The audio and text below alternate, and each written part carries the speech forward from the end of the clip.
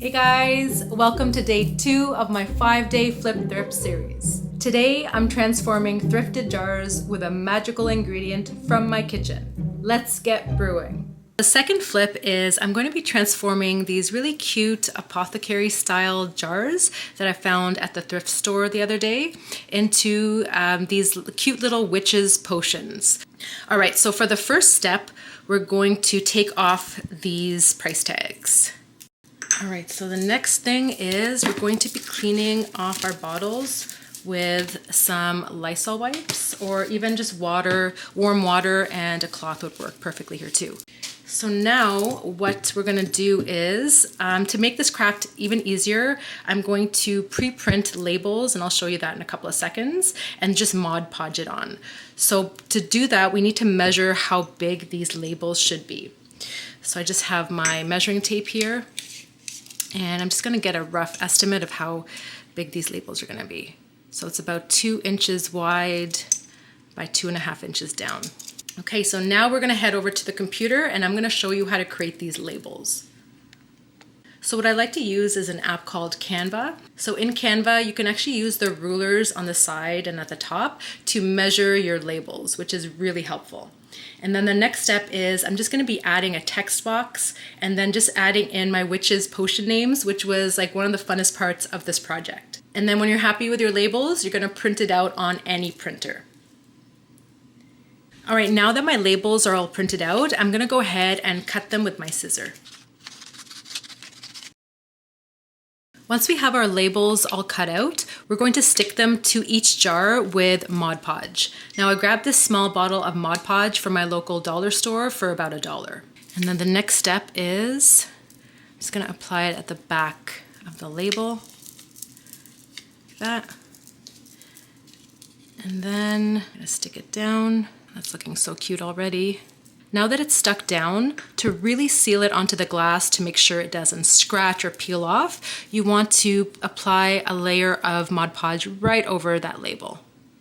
And I'm just gonna go over that label just a bit onto the glass, just to get a good seal.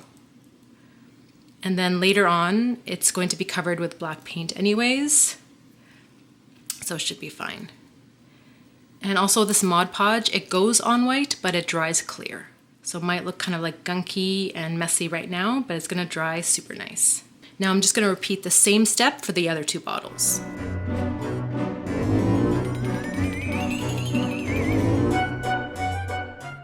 So once you're done applying your Mod Podge, you're gonna wait for this to completely dry before moving on to the next step. Now to speed up drying time, you can always use your trusty hairdryer. All right, so now what we're gonna do is we're going to apply a really cool textured paint on top of our jars, kind of like the inspiration picture that I'm basing these jars off of, which was courtesy of ChatGPT. All right, so the next part might look like a little bit like a science experiment, but it's still art and it's gonna be fun. I've never actually made this type of paint before, so we're gonna be trying it out together for the first time. So what we'll need is some acrylic paint in black and some baking soda. So the recipe I saw online said add 3 parts paint to 1 part baking soda and a little bit of water if you need to thin it down a bit. Add about that much. And then I'm going to be taking some baking soda. So I think that's about right. And we can always add a little bit more paint if it gets too thick. So now I'm just gonna take my palette and I'm just going to mix it. So I can see that it's textured. It's looking a lot thicker compared to regular acrylic paint, which is good. I think I'm gonna add just a little bit more of that baking soda. I want it to be nice and dramatic. Okay. Let's mix it in. Okay, now we're talking. It's nice and pasty and textured. Okay, so I'm not gonna add water like the recipe suggested because I really want the texture to show through. So the next step is I'm gonna take a kitchen sponge and I'm just gonna cut a piece off. This is kind of like a dedicated art sponge now, so I kind of use it for my paintings. My painting projects, I should say. And then what we're going to do is we're going to take a jar. We'll start with the Mermaid Tears. And I also forgot to mention that I added the labels on both sides. That's another thing I did because I had extra labels. Okay, so now with the chalk paint that we've created, we're just gonna dab it onto our sponge and we're going to stipple it onto our jar, just like that. And it's gonna be a little bit difficult to see because we're doing black on black, but once it's dried, I'm hoping that it's going to be like a nice textured jar look. And I'm going to be careful going on top of the label. I'm not going to go right over top, but I'm going to go right to the edge so it just looks like one piece. And I also want to mention that I'm dedicating this video to my husband because he's the one who suggested this idea. The other day I was literally dry of like ideas of what I can do for Halloween. So we're sitting on the couch drinking coffee and he's like, why don't you do witches potions? And I'm like, that's a fabulous idea. Okay, and this texture is really nice. I'm really enjoying it. Okay, and once you're happy with it, you're going to put it down and on a piece of parchment paper and we're going to wait for it to dry. And then I'm going to repeat the same thing with the other two bottles. So I just want to quickly show you the difference between multiple coats and a single coat of this chalk paint. So on this one, I did a single coat and you can still see the texture that the stippling effect with the sponge and the baking soda gives. It's really beautiful.